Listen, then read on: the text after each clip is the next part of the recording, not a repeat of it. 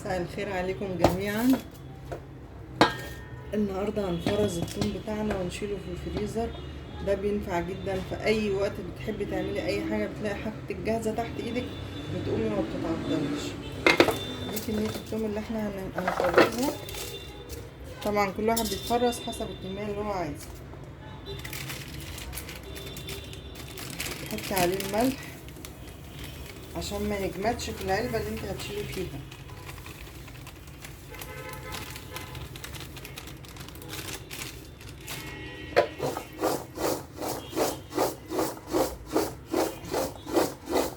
هنخلي الملح يختلط بيه كله.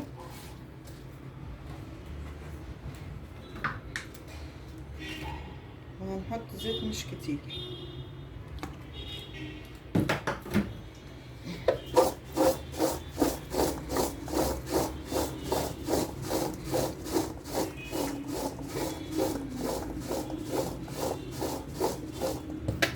الثوم من الحاجات اللي لما بتشيليها في الفريزر بتاعك بتسعفك في حاجات كتير،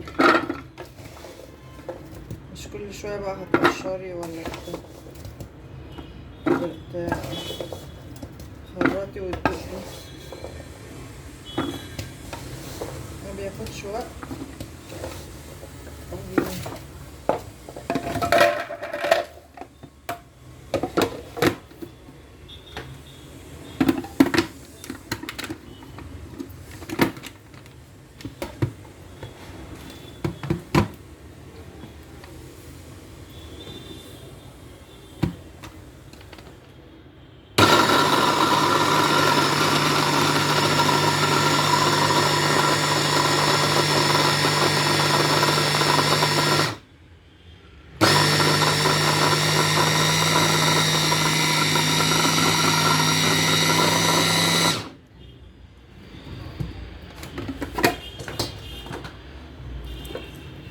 ده الثوم.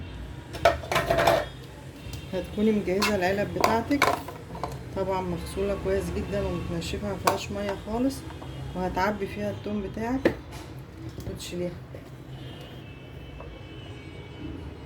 الجهاز اللي انا بشتغل عليه ده مش غالي ومش صعب وبينفع في حاجات كتير جدا. بيجي معاه، مش لازم تجيبها ب 3000 وب 4000. ده في منه ب1000، وال1000 تقدري تعمليهم على 10 شهور، 100 جنيه كل شهر.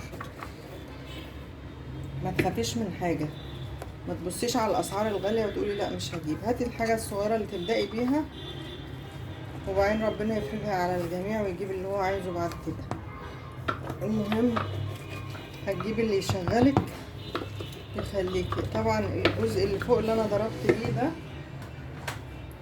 بيبقى له جزء تاني بيركب فيه، ده تقدري تضربي بيه العدس والكشك وشوربة الكريمة، كذا حاجة في الحلة، كذا حاجة بتحطيها وهو الحاجة بتاعتك في الحلة وسخنة. مادام هتجيبيه معدن، وهتدفعي 1000-1200 تقريبا، يعني في الحدود دي. في منه ب3 وفي ب4، فما تخافيش، دوري على الحاجة الكويسة. وده مولونكس على فكرة، ده مولونكس.